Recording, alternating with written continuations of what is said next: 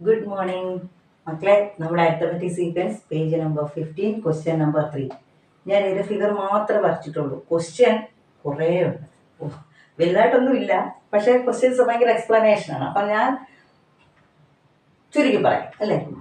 ഇതൊരു ട്രയാങ്കിള്. ആ ട്രയാങ്കിളിനെ എത്രയായിട്ട് ഡിവൈഡ് ചെയ്തിരിക്കുകയാണ്? 4ആയിട്ട്. ആ ഭാഗത്തിനെ പിന്നെ ഡിവൈഡ് ചെയ്തു കേട്ടോ. പിന്നെ അത് 4ആക്കി, ആ 4ആക്കിയതിനെ പിന്നെ 4ആക്കി, അങ്ങനെ പോയിരിക്കുന്നതാണ്.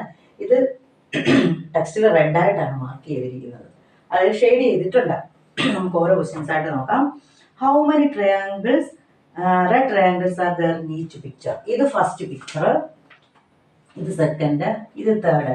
ഇതിനകത്ത് ഓരോ ഫിഗറിലും എത്ര റെഡ് ട്രയാങ്കിൾസ് ഉണ്ടെന്ന് നമുക്കത് എഴുതിയാലോ. അപ്പൊ നിങ്ങൾ എങ്ങനെ എഴുതും step? Red triangles in figure 1. എത്ര എണ്ണം ഉണ്ട്? റെഡ് ട്രയാങ്കിൾസ് എത്ര എണ്ണം ഉണ്ട് ഫിഗർ 1-ല്? ഇതിൽ എത്ര എണ്ണം ഉണ്ട്? 1 2 3. ഓക്കെ. ഇനി അടുത്തത് step red triangles in figure 2. എത്ര എണ്ണം ഉണ്ട് ഇതിനകത്ത്? നോക്കിയേ, എണ്ണിക്ക്. 1 2 3 4 5 6 7 8 9. ഓക്കെ. ഇനി റെഡ് ട്രയാങ്കിൾസ് ഇൻ ഫിഗർ 3. 3-ൽ എത്ര എണ്ണം ഉണ്ടായിരിക്കും? ഇവിടെ ആദ്യത്തെ എത്ര എണ്ണം ഉണ്ടെന്ന് നോക്കിയേ. 1 ഇത്രയും ഭാഗത്ത് മാത്രം. 1 2 3 5 6 7 8 9. ഇതിനകത്ത് 9. അപ്പൊ ഇതിനകത്ത് 9 ആയിരിക്കുമല്ലോ. ഇതിനകത്ത് 9. 9 into 3 27. അങ്ങനെ കണ്ടുപിടിക്കുക. അല്ലെങ്കിൽ നിങ്ങൾ എണ്ണി എടുക്കുക. മനസ്സിലായി? ഇതേ 1 2 3. ഈ ഒരു ഭാഗത്ത് 3 ഉണ്ട്. 3 + 3 6, 6 + 3 9. അങ്ങനെ വേണം. ഒരെണ്ണത്തെ എണ്ണി എടുത്തിട്ട് നമുക്ക് ബാക്കി എല്ലാത്തിനകത്ത് സെയിം ആയതുകൊണ്ട് നമുക്ക് 3 കൊണ്ട് മൾട്ടിപ്ലൈ ചെയ്താലും മതി. ഇത് സിമ്പിൾ ആയിട്ടുള്ളത്. ഇതാണ് ഫസ്റ്റ് ക്വസ്റ്റ്യൻ. അപ്പൊ ഞാനിതൊന്ന് എഴുതിയിടുകയാണ്. ഒന്നാമത്തെ ലാസ്റ്റിലൊന്ന് എഴുതിയിടുവാണ്. എന്തിനാണെന്നറിയോ? നമുക്ക് ആവശ്യമുണ്ട്, പിന്നെ എപ്പോഴും നോക്കണ്ടല്ലോ. അപ്പൊ ആദ്യത്തേത് കിട്ടി 3 9 27. ഇതാണ് ഫസ്റ്റ് ക്വസ്റ്റ്യൻ. അതായത് ഓരോ ട്രയാങ്കിൾസിലും ഓരോ ഫിഗറിലും എത്ര റെഡ് ട്രയാങ്കിൾസ് ഉണ്ടെന്ന്. Next question, taking the area of the original uncut triangle as 1, compute the area of small triangles in each picture. Uncut triangle, അതായത് അൺകട്ട് എന്ന് പറഞ്ഞാൽ ഇങ്ങനെ ഇരിക്കുന്ന ട്രയാങ്കിൾ, ഇതെല്ലാം കട്ട് ചെയ്ത് വെച്ചിരിക്കുമല്ലേ. കട്ട് ചെയ്യാത്ത ട്രയാങ്കിൾ, ഇതിന്റെ ഏരിയ 1 ആയിട്ട് എടുത്താൽ ഈ ഓരോന്നിന്റെയും ഏരിയ എത്ര ആണെന്ന് നോക്കാനാണ് പറഞ്ഞത്. അപ്പൊ എഴുതാൻ പോവാണ്. സെക്കൻഡ് ക്വസ്റ്റ്യൻ ആണ്. അതിലെ ഏരിയ ഓഫ് ഫസ്റ്റ് ഫിഗർ 1 അല്ലെ, ഫിഗർ 1 ഏരിയ എത്ര നോക്കാം. നമ്മളോട് പറഞ്ഞ അൺകട്ടിന്റെ എത്രയാണ്? 1. അൺകട്ട് ഡയമണ്ട് എന്നൊക്കെ കേട്ടിട്ടില്ലേ? അതുപോലെ കട്ട് ചെയ്യാത്ത, അതായത് അൺകട്ട് ഡയമണ്ട് എന്ന് പറഞ്ഞാൽ പ്യുവർ ആയിട്ട് അവരാ ഇത് മൈൻഡ് ചെയ്തെടുക്കുന്ന അതേ രൂപത്തിലുള്ളതാണ് അൺകട്ട്. അത് നല്ല ഷേപ്പ് ചെയ്ത് കട്ട് ചെയ്തിട്ടാണ് നമ്മൾ കാണുന്ന ഡയമണ്ട് ആയിട്ടൊക്കെ നല്ല ഷേപ്പിലിരിക്കുന്നത്. അപ്പൊ അതേപോലെ കട്ട് ചെയ്യാത്തതിന്റെ 1. അങ്ങനെയാണെങ്കിൽ ഈ കട്ട് ചെയ്തതിന്റെ ഒക്കെ എത്രയാണ്? ഫിഗർ ഇതിൽ കട്ട് ചെയ്ത് കഴിഞ്ഞപ്പോ എത്ര വന്നു? അതായത് ഒരെണ്ണത്തിന്റെ ഇപ്പൊ ഇത് എത്ര കട്ട് ചെയ്ത് എത്ര എണ്ണം ആക്കിയിട്ടുണ്ട്? 4 എണ്ണം ആക്കിയിട്ടുണ്ട് അല്ലെ. ഈ ഒറ്റ ഫിഗറായിട്ടിരുന്ന സാധനം കട്ട് ചെയ്ത് 1 2 3 4 4 എണ്ണം ആക്കി. അപ്പോൾ ഒരെണ്ണത്തിന്റെ ഏരിയ എത്രയായിരിക്കും? മൊത്തം 1 ആയിരുന്നു. അതിനെ 4 ആയിട്ട് ഭാഗിച്ചു കഴിഞ്ഞാൽ ഒരെണ്ണത്തിന്റെ ഏരിയ എന്ന് പറഞ്ഞാൽ 1/4. അതായത് 4-ൽ ഒരു ഭാഗം. അതായത് ഇങ്ങനെ ഇരുന്ന ഭാഗത്തിനെ 4 ആയിട്ട് ഡിവൈഡ് ചെയ്തു. കണ്ടോ, വെറുതെ ഇതായിട്ട് കാണിക്കുവാണ്. 4 ആയിട്ട് ഡിവൈഡ് ചെയ്തു. അതിൽ 1 എന്ന് പറഞ്ഞാൽ ഈ ഒരെണ്ണത്തിന്റെ ഏരിയ, ഈ ഫസ്റ്റ് ഫിഗറിന്റെ ഏരിയ എന്ന് പറഞ്ഞാൽ 4 ആയിട്ട് ഡിവൈഡ് ചെയ്തതിൽ 1 എന്നാണ് അർത്ഥം.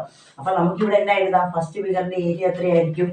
1/4. എങ്ങനെ മനസ്സിലായി 1/4 ആണ്? അതായത് 4 ആയിട്ട് ഡിവൈഡ് ചെയ്തിരിക്കുന്നു. അതിലൊരു ഭാഗം, ഒരെണ്ണത്തിന്റെ ഏരിയ എന്ന് പറഞ്ഞാൽ 1/4. അങ്ങനെ അപ്പൊ ഏരിയ ഓഫ് സെക്കൻഡ് എത്രയായിരിക്കും? സെക്കൻഡ് ഫിഗർ എത്രയായിരിക്കും? അതായത് ആ 4 ആയിട്ട് ഡിവൈഡ് ചെയ്തതിൽ, ഇപ്പൊ നമ്മൾ ഇങ്ങനെയല്ല എടുത്തത്. ഇപ്പൊ നമ്മൾ ഇത് മാത്രം എടുക്കാന്ന് ചോദിച്ചു. ഇതിന്റെ ഏരിയ എത്രയായിരുന്നു? 1/4. 4 ആയിട്ട് ഡിവൈഡ് ചെയ്തതിൽ ഒരെണ്ണത്തിന്റെ ഏരിയ 1/4. അതിനെ, ഇത് 1/4 ആണ്. ഇതിനെ പിന്നെ അവരെന്താക്കി? 1 2 3 4. അപ്പൊ അതിനെ പിന്നെ 4 ആക്കി. മനസ്സിലാക്കിയോ?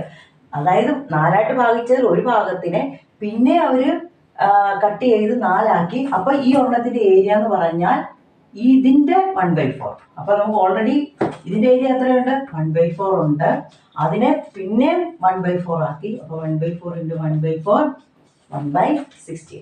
മനസ്സിലായോ മക്കളെ? അതായത് ഇവര് 4 ആക്കി വെച്ചിരിക്കുമായിരുന്നു. അതിനെ പിന്നെ അവരെന്താക്കി? അപ്പൊ ഇതിന്റെ ഏരിയ 1/4 ആയിരുന്നേ. അപ്പൊ അതിനെ പിന്നെയും ഡിവൈഡ് ചെയ്യുമ്പോഴത്തേക്കും ഈ ഒരെണ്ണത്തിന്റെ ഏരിയ എത്രയായിരിക്കും? 1/4.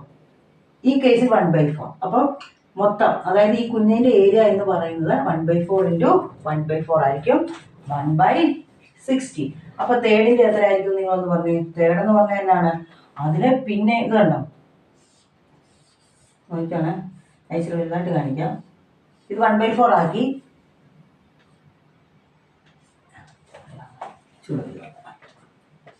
അതായത് മേലത്തെ ഭാഗം മാത്രമായിട്ട് നമുക്ക് ഇച്ചിരി എടുക്കാം. ആദ്യം ഇതിനെ 1/4 ആക്കി. അപ്പോൾ ഒന്നിന്റെ ഏരിയ നമുക്ക് എന്നാണ് കിട്ടി? 1/4. അതിനെ പിന്നെയും എന്നാക്കി മാറ്റി? അതിനെ പിന്നെയും 1/4 ആക്കി മാറ്റി, പിന്നെ അതിനെ 4 ആക്കി. അപ്പൊ നമ്മൾ 1/4 ഇൻറ്റു 1/4 അപ്പൊ 1/16 കിട്ടി. അപ്പൊ ഈ കിട്ടിയതിനെ പിന്നെ എന്ത് ചെയ്തു? ഈ കിട്ടിയതിനെ പിന്നെ അവര് ഇവിടെ ആയിട്ട് കാണിക്കും അല്ലേ? ഈ കിട്ടിയതിനെ പിന്നെ അവര് 4 ആക്കി മാറ്റി. അപ്പൊ എന്ത് എഴുതിയാൽ മതി? തേർഡിന്റെ തന്നെ എഴുതിയാൽ മതി. അതായത് 1/16 ആയിരുന്നതിനെ പിന്നെ അവർ 1/4 ആക്കി.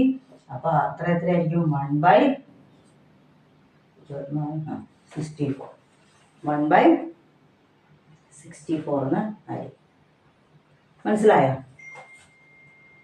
ഫസ്റ്റ് ഫിഗറിനെ 4 ആക്കിയതുകൊണ്ട് 1/4, പിന്നെ അതിനെ പിന്നെ 4 ആക്കി. അപ്പൊ സെക്കൻഡ് ഫിഗർ ചെറുതാകുമ്പോഴത്തേക്കും അപ്പൊ ഇതിന്റെ എത്രയായിരിക്കും?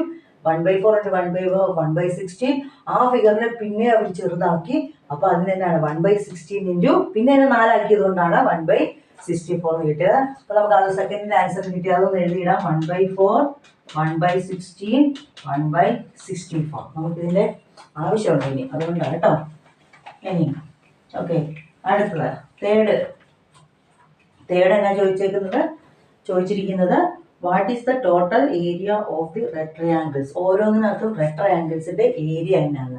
അപ്പൊ എഴുതാം, area of red triangles. Red triangles മാത്രമാണ് ഇൻ ഫിഗർ 1. ഫിഗർ 1ൽ എത്ര റെഡ് ട്രയാങ്കിൾസ് ഉണ്ട്? 3 ഇൻറ്റു ഒരു റെഡ് ട്രയാങ്കിളിന്റെ ഏരിയ എത്രയാണ് നമുക്ക് കിട്ടി? ഈ ഫസ്റ്റ് ഫിഗറിൽ ഒരു റെഡ് ട്രയാങ്കിളിന്റെ ഏരിയ എന്നാണ് കിട്ടിയത്? 1/4 ആണ് നമുക്ക് കിട്ടിയായിരുന്നു. അപ്പൊ 1/4 that is equal to 3/4. അപ്പം area of red triangles in figure 2ൽ എത്രയായിരിക്കും? ഫിഗർ 2ൽ എത്ര ട്രയാങ്കിൾസ് ഉണ്ടെന്ന് കിട്ടിയായിരുന്നു? നമുക്ക് ഇവിടെ ആൻസർ എഴുതിയിട്ടുണ്ട്. അതിനാണ് എത്ര, ഫസ്റ്റ് ക്വസ്റ്റ്യൻ തന്നെ അതാണ്, എത്ര റെഡ് ട്രയാങ്കിൾസ് ഉണ്ടെന്ന്. എത്ര റെഡ് ട്രയാങ്കിൾസ് ഉണ്ടെന്ന് കിട്ടി? 9 ഇൻറ്റു ഒരു റെഡ് ട്രയാങ്കിൾസിന്റെ ഏരിയ എത്രയാണ്? ഫിഗർ 2ൽ ഈ ചെറിയ ഒരെണ്ണത്തിന്റെ ഏരിയ എത്രയാണ്? 1/16. That is equal to 9/16. അപ്പൊ ആദ്യം 2 കണ്ടുപിടിച്ചാൽ മതി, ബാക്കിയെല്ലാം കിട്ടും. അപ്പൊ ഏരിയ ഓഫ് തേർഡ് ഫിഗറിലെ റെഡ് ട്രയാങ്കിൾ എത്രയാ? റെഡ് ട്രയാങ്കിൾസ് എത്രണ്ണം ഉണ്ട് തേർഡ് ഫിഗറില്? 27. ഒരെണ്ണത്തിന്റെ ഏരിയ എത്രയാന്ന് കിട്ടി? 1/64. That is 27/64. മനസ്സിലായല്ലോ ഏരിയ കണ്ടുപിടിക്കുന്നത്? അതാ ഏരിയ കണ്ടുപിടിച്ചു കഴിഞ്ഞാൽ എളുപ്പമാണ്. ഏരിയ അങ്ങനെ ഇത് 4 ആയിട്ട് ഡിവൈഡ് ചെയ്തുകൊണ്ട് ഫസ്റ്റ് ഫിഗറിൽ ഒരെണ്ണത്തിൻ്റെത് 1/4. അടുത്ത ഫിഗർ വന്നപ്പോൾ ആ 4നെ പിന്നെ 4 ആക്കിയത് കൊണ്ട് ആ ചെറിയ ഒരെണ്ണത്തിന്റെ 1/4 ഇൻറ്റു 1/4 അങ്ങനെ 1/16. അടുത്ത ഫിഗർ ആകുമ്പോൾ അതിനെ പിന്നെ 1/4 ആക്കി. ആ ചെറിയ ഫിഗറിനെ പിന്നെ 1/4 ആക്കിയോണ്ട് 1/16 ഇൻറ്റു 1/4 ചെയ്ത് 1/64 എന്ന് കിട്ടി. അപ്പം നമുക്ക് ഇതിനകത്ത് റെഡ് ട്രയാങ്കിൾസ് 3 എണ്ണം, 3 ഇൻറ്റു ഇതിനകത്ത് ഒരെണ്ണത്തിന്റെ ഏരിയ 1/4 ആണ്. ഇതിനകത്ത് റെഡ് ട്രയാങ്കിൾസ് എണ്ണം 9 എണ്ണം, ഒരെണ്ണത്തിൻ്റെത് 1/16 ആണ്. ഇൻറ്റു ചെയ്തു. മൂന്നാമത്തേനകത്ത് 27 എണ്ണം, ഒരെണ്ണത്തിന്റെ 1/64 ആണ്. അത് ചെയ്തു. തേർഡ് ക്വസ്റ്റ്യൻസ് ചെയ്തു. അപ്പം നമുക്ക് എത്രയൊക്കെയായിരുന്നു കിട്ടിയത്? തേർഡിന്റെ ആൻസേഴ്സ് 3/4 9/16 27/64. ഇനി നമുക്ക് നാലാമത്തെ പാർട്ട് ചെയ്യാം. എന്താ ക്വസ്റ്റ്യൻ ചോദിച്ചിരിക്കുന്നത്? Write the algebraic expression. ഈ സീക്വൻസിന്റെ എല്ലാം algebraic expression. First one algebraic expression of, നിങ്ങൾ എഴുതുക കേട്ടോ, മൊത്തം ഞാൻ എഴുതുക. എക്സ്പ്രഷൻ ഓഫ് സീക്വൻസ് ഏതാണ്? 3 9 27. ഇതിന്റെ ഓൾജിബ്രായിക് എക്സ്പ്രഷൻ നിങ്ങൾ എങ്ങനെ എഴുതും? നമുക്ക് ഓൾജിബ്രായിക് എക്സ്പ്രഷൻ എഴുതാൻ ഒരു ഫോർമുല അറിയാം. എന്നാണ്? xn is equal to an plus b. പക്ഷേ ഇവിടെ നമുക്ക് എ വേണം. എ എന്ന് പറഞ്ഞാൽ കോമൺ ഡിഫറൻസ് വേണം. കോമൺ ഡിഫറൻസ് ഇവിടെ ഉണ്ടോ? ഇവർ തമ്മിൽ എന്തെങ്കിലും കോമൺ ഡിഫറൻസ് ഉണ്ടോ? 3 9 27. 3 പ്ലസ് 6 ആണ് 9. 9 പ്ലസ് 6 ആണോ 27? അല്ല. അപ്പൊ എല്ലാ കേസിലും ഇങ്ങനെ നമുക്ക് കോമൺ ഡിഫറൻസ് വെച്ച് വരണമെന്നില്ല. പക്ഷേ നമുക്ക് സീക്വൻസ് എഴുതുക, അല്ലെങ്കിൽ നമുക്ക് ഓൾജിബ്രായിക് എക്സ്പ്രഷൻ എഴുതുകയും വേണം. ആ കേസിൽ നമ്മൾ എന്ത് ചെയ്യും? ഇവർ ഏത് രീതിയിലാണ് പോയേക്കുന്നത്? ഇവിടെ നോക്കിയേ, ഞാൻ ഒന്ന് എഴുതുവാണ്, ടേംസ് എഴുതുവാണ്. 3 9 27. ഇവിടെ നോക്കി, ഇത് first term, second term, third term. നമ്മളത് പറഞ്ഞായിരുന്നല്ലോ എഴുതുന്ന കാര്യം. ഇത് ഫസ്റ്റ് ടേം 3, സെക്കൻഡ് ടേം 9 ആണ്. നോക്കിയേ, 3 ഇൻറ്റു 1 ആണ് 3. ആണോ? അല്ല സോറി, 3 ഇൻറ്റു 1 അല്ല, അങ്ങനെയല്ല. 3 റേസ് ടു 1 ആണ് 3, 3 റേസ് ടു 2 ആണ് 9, 3 റേസ് ടു 3 ആണ് 27. ആണല്ലോ. 3 റേസ് ടു, അതായത് 3യുടെ പവറാണ്. 3യുടെ പവർ 1 ആണെങ്കിൽ 3, 3യുടെ പവർ 2 പൊസിഷൻ, രണ്ടാമത്തെ പൊസിഷൻ 3യുടെ പൊസിഷൻ നമ്മൾ പവറായിട്ട് വെക്കുവാണെങ്കിൽ അതാണായിരിക്കും അതിൻ്റെ ടേം. 3യുടെ പൊസിഷൻ നമ്മൾ തേർഡ് പൊസിഷൻ ആക്കി വെക്കുവാണെങ്കിൽ 27. അതായത് ഇവിടെ എല്ലാം 3യുടെ പവേഴ്സ് ആണ് വന്നിരിക്കുന്നത്. ആണല്ലോ. അപ്പൊ ഞാൻ അതിന്റെ ഓൾജിബ്ര എക്സ്പ്രഷൻ ഇങ്ങനെ എഴുതുവാണ്. xn is equal to 3 raised to n, where n is equal to 1, 2, 3 അങ്ങനെ നീണ്ടു പോകുന്നത്. ശരിയല്ലേ ഞാൻ എഴുതിയിരിക്കുന്നത്? നോക്കിയേ, ഇവിടെ നമ്മൾ എഴുതി നോക്കിയപ്പോഴത്തേക്കും 3, 9, 27, അതായത് 3യുടെ പവർ ആയിട്ടാണ് വരുന്നത്. 3യുടെ പവർ 1, 2, 3 ആണ് മാറുന്നതനുസരിച്ച് വരുന്ന സംഖ്യകളാണ് ഇത്. അപ്പൊ നമുക്ക് ഓൾജിബ്രായിക് എക്സ്പ്രഷൻ ഇതാണ് നമ്മുടെ form. xn is equal to 3യുടെ power 3 raised to n, where n is equal to 1, 2, 3 എന്ന് പോകും. മനസ്സിലായല്ലോ? അപ്പൊ അങ്ങനെയാണെങ്കിൽ അടുത്തത് നിങ്ങൾ തന്നെ പറയും. Algebraic expression of 1/4, 1/16, 1/64. ഇതിന് വല്ലതും അറിയാമോ? കോമൺ ഡിഫറൻസ് ഉണ്ടോ? നമ്മൾ മേളിലെല്ലാം 1 അല്ലേ കിടക്കുന്നത്, അത് അതുപോലെ അവിടെ കിടക്കുന്നത്. നമുക്ക് താഴത്തെ ഭാഗം മാത്രം എടുക്കാം. 4, 16, 64. ഇതൊക്കെ ആരാണെന്ന് പറയാവോ? 4 raised to 1, 4, 4 raised to 4, 16, 4 raised to 3, 64. ആണോ? അപ്പൊ അതായത് ഇതെല്ലാം 4ന്റെ പവേഴ്സ് ആണ്. അപ്പൊ ഈ ഓൾജിബ്രായിക് എക്സ്പ്രഷൻ എങ്ങനെ എഴുതും? xn is equal to, മേളിൽ ആര് കിടപ്പുണ്ട്? 1 കിടപ്പുണ്ട്, അത് അതുപോലെ എഴുതുക. താഴെ എല്ലാം 4ന്റെ powers 4 raised to n, where എന്നിട്ട് എന്നാ എഴുതും? where n is equal to 1, 2, 3 എഴുതി. മനസ്സിലായോ? മേളിൽ 1 അല്ല ആയതുകൊണ്ട് 1 അതുപോലെ കിടന്നോട്ടെ. താഴത്ത് നോക്കിയപ്പോൾ നമ്മൾ 4ന്റെ പവേഴ്സ് ആയിട്ട് വരുന്നതാണ്. അതായത് 4 raised to 4ന്റെ പവർ ആക്കണം. 1 ഇട്ട് കൊടുക്കണം, 2 ഇട്ട് കൊടുക്കണം, കേട്ടോ. അതാണ് 4 raised to n. ഇത് വേണേൽ നിങ്ങൾക്ക് മാറ്റി ഇങ്ങനെയും കൂടെ എഴുതാം. xn is equal to 1/4 the whole raised to n എന്ന് വേണേൽ എഴുതാം. 1ന് പവർ കൊടുത്താലും എത്ര പവർ കൊടുത്താലും 1 തന്നെയല്ലേ വരുന്നത്. നമുക്ക് ഇങ്ങനെ എഴുതിയാലും മതി, വേണമെങ്കിൽ ഇങ്ങനെ മാറ്റി എഴുതാം. മനസ്സിലായല്ലോ? അപ്പൊ അങ്ങനെയാണെങ്കിൽ അടുത്തതോ? അങ്ങനെ അടുത്ത് നിങ്ങൾ സിമ്പിളായിട്ട് പറയും. ഓക്കെ, അടുത്തത് ഏതായിരുന്നു നമ്മുടെ എക്സ്പ്രഷൻ? 4 3/4, 9/16, 27/64 ഇങ്ങനെ പോകും. അപ്പൊ ഇവിടെ മേളിൽ 3, 9, 27, താഴെ 4, 6, 64, 16, 64. അപ്പൊ ഇതിന് നമ്മൾ രണ്ടിലും ഇത് കണ്ടുപിടിക്കണം. അപ്പൊ മേളിൽ ഏതിന്റെ പവേഴ്സ് ആണ്? 3 raised to 1, 3, 3 raised to 2, 9, 3 raised to 3, 27.